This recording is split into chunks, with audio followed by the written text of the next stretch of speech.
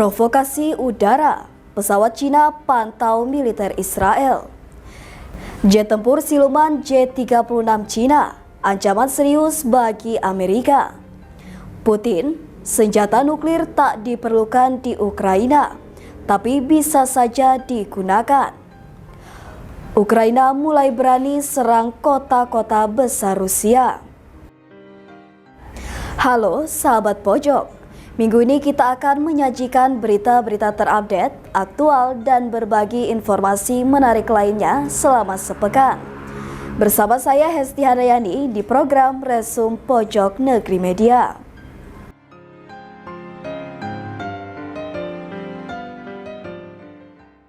Media Israel menuduh Mesir memata-matai Israel dengan bantuan Angkatan Udara Cina.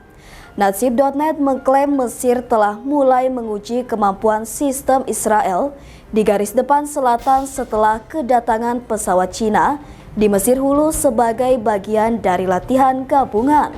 Berikut informasi selengkapnya.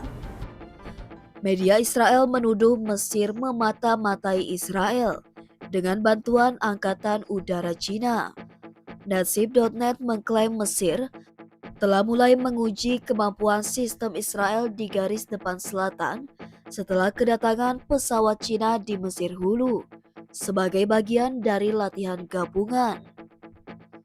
Di antara peralatan yang telah tiba adalah pesawat peringatan dini Cina yang mendarat di Bandara Militer Peninsuel. Menurut laporan tersebut, pesawat peringatan dini Cina tersebut mampu memberikan pandangan udara secara langsung terhadap berbagai peristiwa di wilayah udara Sinai dan Israel yang memungkinkan Mesir memantau aktivitas militer Israel. Situs web tersebut mengklaim pesawat Cina tersebut melakukan penerbangan provokatif di dekat perbatasan Israel yang mengaktifkan sistem peringatan Israel. Sementara pesawat peringatan dini Cina merekam reaksi Israel. Laporan tersebut menggambarkan tindakan tersebut sebagai pelanggaran mencolok terhadap perjanjian damai Mesir-Israel dan menyatakan keterkejutannya atas diamnya Amerika Serikat atau AS, penjamin perjanjian tersebut. Laporan itu juga meminta Israel menanggapi kepentingan Cina di wilayahnya, seperti pelabuhan Haifa, dengan menekankan Israel bukanlah Taiwan dan tidak boleh menoleransi provokasi semacam itu. Israel belum mengeluarkan protes diplomatik resmi apapun. Laporan itu muncul saat Mesir dan Cina tengah melakukan latihan udara bersama di tengah meningkatnya ketegangan di kawasan itu.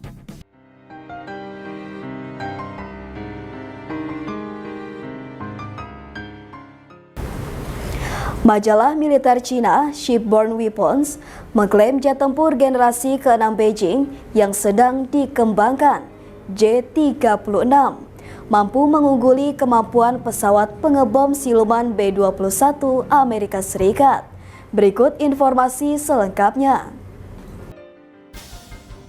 Majalah militer Cina Shipborne Weapons mengklaim jet tempur generasi ke-6 Beijing yang sedang dikembangkan, J-36, mampu mengungguli kemampuan pesawat pengebom siluman B-21 Amerika Serikat. Laporan publikasi itu menyebutkan, dalam potensi konflik di Taiwan, jet tempur J-36 dapat memblokir akses wilayah udara ke pangkalan asing di Guam hingga 2 jam dari jarak 1.000 km. Tujuan dibalik pengembangan jet tempur J-36 adalah untuk meringankan kelemahan Beijing terhadap pesawat B-21 Amerika dalam konflik di dalam rantai pulau pertama, menurut majalah milik China Shipbuilding Industry Corporation tersebut.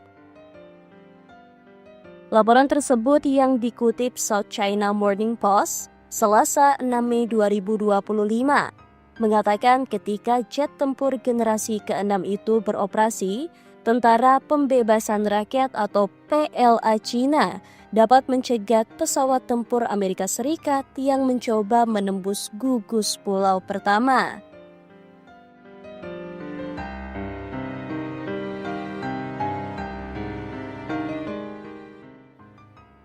Dalam konflik di masa mendatang atas Taiwan, artikel majalah itu tersebut mengatakan bahwa Angkatan Udara Cina dan Angkatan Udara Amerika Serikat kemungkinan besar akan fokus pada pertempuran untuk menguasai wilayah udara sekitar 1.000 km dari pantai Cina. Amerika Serikat akui ketidakmampuannya untuk tegakkan superioritas udara penuh terhadap Cina. Amerika Serikat juga mengakui klaim yang dibuat dalam majalah milik Cina bahwa dalam konflik di masa mendatang atas gugus pulau pertama, Amerika Serikat akan berjuang untuk membangun superioritas udara penuh atas Pasifik Barat, dan bahwa J-36 bahkan dapat mencapai superioritas udara atas pangkalan militer Amerika Serikat seperti Guam selama 1 hingga 2 jam.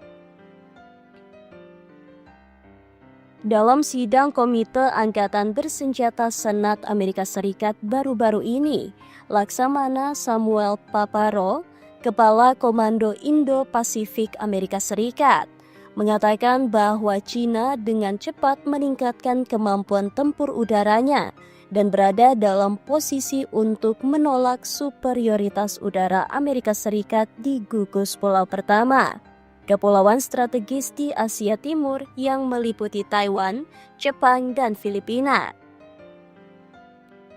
Menggarisbawahi pentingnya mempertahankan superioritas udara dalam potensi konflik dengan Cina, Laksamana Paparo berkata,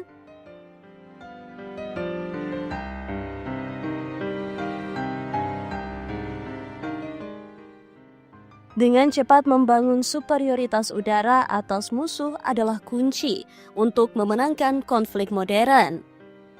Salah satu alasan utama perang Ukraina-Rusia telah berlangsung selama lebih dari 3 tahun adalah karena Moskow gagal membangun superioritas udara pada hari-hari awal pertempuran.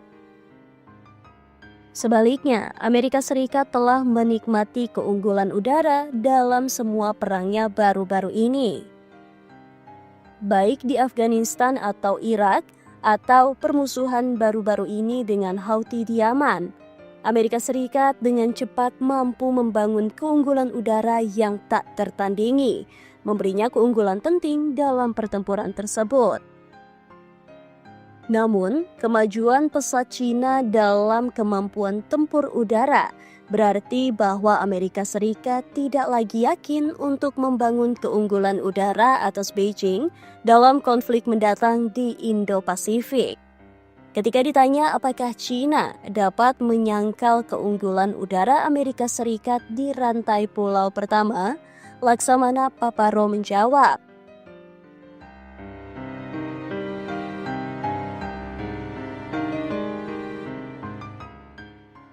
dia telah memperingatkan bahwa membangun keunggulan udara permanen tidak akan mungkin dengan kedua belah pihak menggunakan pesawat generasi kelima modern dan jet tempur generasi keenam yang sedang berkembang pesat yang dilengkapi dengan sensor canggih dan rudal berpemandu presisi jarak jauh. Sebaliknya, tujuannya adalah untuk membangun supremasi udara untuk periode singkat.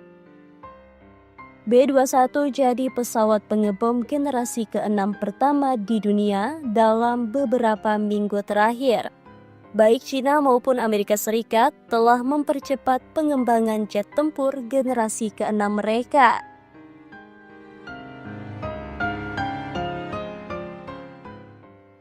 J-36 Cina telah berulang kali terlihat terbang di dekat pangkalan pengembangnya, Chengdu Aircraft Industry Corporation, yang menunjukkan bahwa jet itu mengalami kemajuan pesat.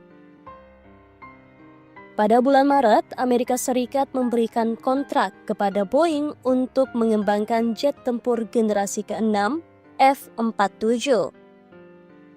Namun menurut majalah militer Shipborne Weapons, B-21 sendiri merupakan ancaman bagi Cina. Dan bahkan armada besar jet tempur siluman generasi kelima J-20 milik PLA yang masih aktif tidak dapat mengatasinya. B-21 Raider yang dikembangkan oleh Northrop Grumman digambarkan sebagai pesawat pengebom generasi ke-6 pertama di dunia.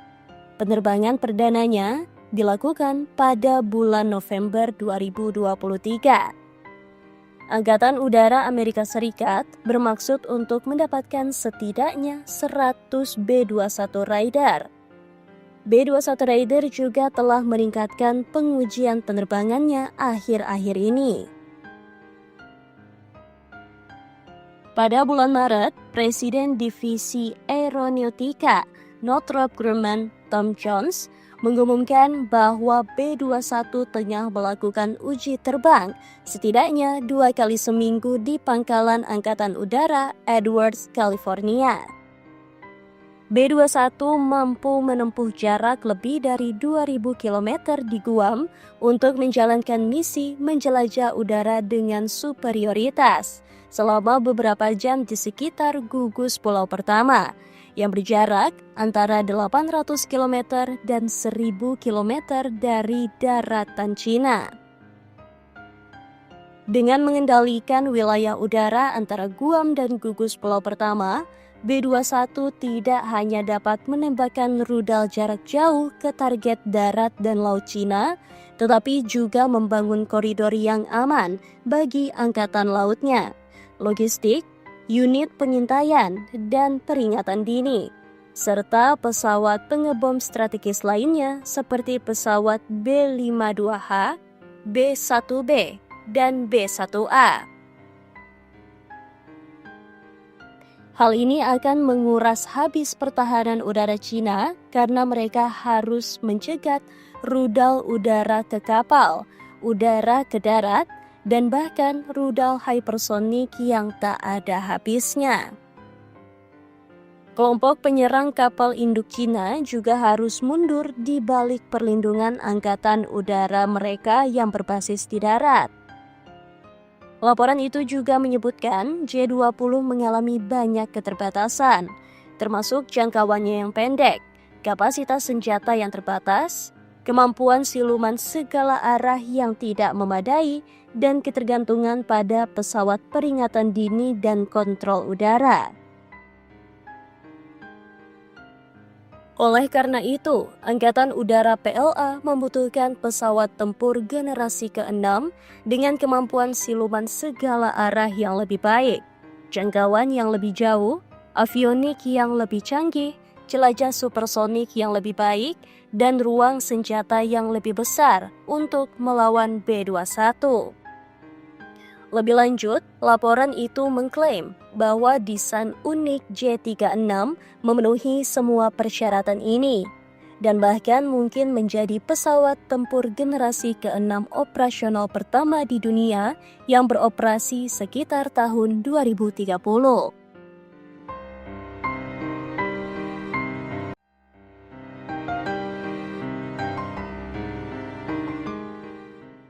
Presiden Rusia Vladimir Putin mengatakan ia berharap tidak akan ada kebutuhan untuk penggunaan senjata nuklir di Ukraina. Dalam wawancara dengan jurnalis Rusia Pavel Zarubin yang kutipannya dibagikan di Telegramnya, Putin mengatakan negaranya belum perlu menggunakan senjata semacam itu sejak dimulainya perang Rusia-Ukraina yang dimulai pada 24 Februari 2022. Berikut informasi selengkapnya. Presiden Rusia Vladimir Putin mengatakan ia berharap tidak akan ada kebutuhan untuk penggunaan senjata nuklir di Ukraina. Dalam wawancara dengan jurnalis Rusia Pavel Zarubin yang kutipannya dibagikan di Telegramnya, Putin mengatakan negaranya belum perlu menggunakan senjata semacam itu sejak dimulainya perang Rusia-Ukraina yang dimulai pada 24 Februari 2022.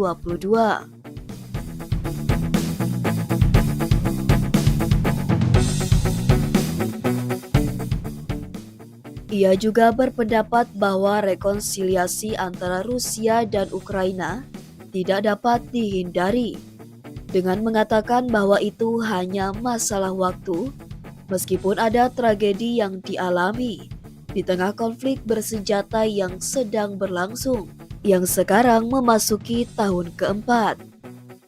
Sebelumnya, Rusia mengatakan pada hari Minggu bahwa Presiden Cina Xi Jinping akan tiba di ibu kota negara itu, Moskow, dalam kunjungan resmi, karena negara itu akan menjadi tuan rumah acara seremonial yang menandai peringatan 80 tahun kemenangan Uni Soviet dalam Perang Dunia II minggu depan. Sebuah pernyataan dari Kremlin mengatakan bahwa Xi akan melakukan kunjungan resmi ke Moskow antara 7 hingga 10 Mei atas undangan mitranya dari Rusia, Vladimir Putin, di mana ia akan mengambil bagian dalam acara Hari Kemenangan di ibu kota negara itu. Pernyataan tersebut mengatakan pembicaraan yang akan diadakan antara Putin dan Xi selama kunjungannya akan membahas isu-isu utama mengenai pengembangan hubungan bilateral antara Moskow dan Beijing, serta isu-isu terkini dari agenda internasional dan regional. Awal bulan ini, Putin mengatakan kepada Menteri Luar Negeri Cina Wang Yi bahwa Xi akan menjadi tamu utama dalam perayaan 9 Mei yang menandai peringatan 80 tahun kemenangan dalam Perang Dunia II.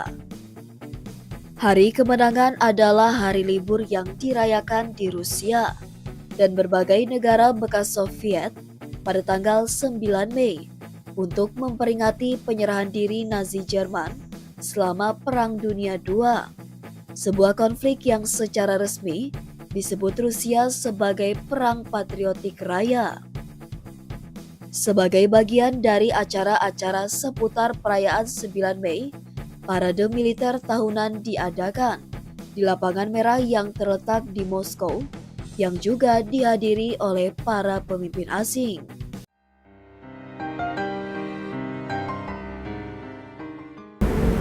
Bandara Moskow lumpuh. Drone-drone Ukraina kembali menghantam jantung Rusia. Dari ibu kota Moskow hingga wilayah perbatasan Kursk, pertempuran kini semakin dekat ke tanah Rusia sendiri. Apakah ini pertanda babak baru dalam perang Ukraina? Bandara Moskow lumpuh. Drone-drone Ukraina kembali menghantam jantung Rusia. Dari ibu kota Moskow hingga wilayah perbatasan Kursk, pertempuran kini semakin dekat ke tanah Rusia sendiri. Apakah ini pertanda babak baru dalam perang Ukraina? Selasa pagi 6 Mei 2025, Rusia menutup semua bandara di Moskow bukan karena badai atau kabut, tapi karena gelombang serangan pesawat nirawak dari Ukraina untuk malam kedua berturut-turut. Badan Penerbangan Rusia, Rosaviatsia, mengonfirmasi penutupan 4 bandara utama demi keselamatan penerbangan. Wali kota Moskow, Sergei Sobyanin, menyebut 19 drone Ukraina dihancurkan sebelum mencapai pusat kota. Meski tidak ada korban jiwa, puing-puing drone jatuh di jalan utama menuju Moskow. Ini menunjukkan bahwa pertahanan Rusia meskipun bekerja tidak sempurna. Ini bukan serangan pertama Ukraina ke jantung Rusia, tapi skalanya makin besar. Dan bukan hanya Moskow yang jadi target. Warga di Penza, Voronezh, dan Kharkiv juga mendengar suara ledakan pada malam yang sama. Militer Rusia mengklaim telah menghancurkan 26 drone di berbagai wilayah. Namun laporan dari blogger militer Rusia menyebut beberapa drone berhasil mendekati area permukiman hingga menyebabkan kerusakan di gedung apartemen selatan Moskow. Tapi yang paling mengejutkan adalah laporan dari perbatasan Kursk. Ukraina dikabarkan kembali meluncurkan operasi darat di wilayah Rusia. Menurut laporan Ukraina, mereka menyerang unit komando drone Rusia di dekat desa Tyotkino, hanya beberapa kilometer dari perbatasan. Bahkan Rusia mengakui gardu listrik di kota Rilsk rusak, membuat 2 transformator lumpuh dan melukai 2 remaja. Blogger militer Rusia menyebut pasukan Ukraina menembakkan rudal, meledakkan jembatan, menyeberang ladang ranjau dengan kendaraan pembersih ranjau, lalu masuk dengan kendaraan lapis baja. Pertempuran sengit dikabarkan terjadi sepanjang malam dan pagi di perbatasan. Ukraina bahkan menyatakan bahwa mereka masih mempertahankan kehadiran militer di Kursk, meski Rusia mengklaim telah membersihkan wilayah itu sejak April. Mengapa Ukraina nekat menyerang wilayah Rusia? Jawabannya mungkin ada pada satu kata, zona penyangga. Tujuannya, melindungi kota Sumy dan wilayah timur laut Ukraina dari serangan Rusia, membuka ruang tawar dalam negosiasi masa depan, dan yang paling jelas, mengacaukan logistik dan moral Rusia. Kiev sadar mereka kalah dalam jumlah senjata dan personil. Tapi perang gerilya dan operasi kejutan adalah keunggulan mereka. Menyerang ke dalam Rusia juga membuat Kremlin terlihat rentan di mata dunia. Rusia sedang menghadapi dilema besar.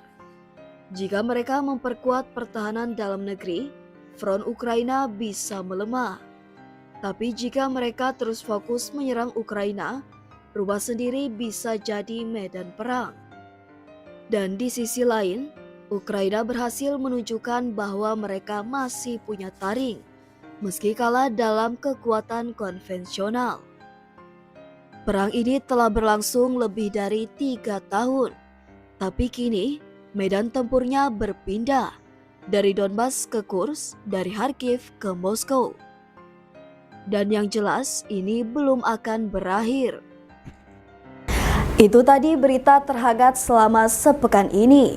Nantikan berita lainnya di web kami di pojoknegri.com dan di channel YouTube Pojok Negeri Media. Jangan lupa untuk komen, like, dan subscribe channel kami. Kami undur diri, sampai jumpa di Resum pekan depan.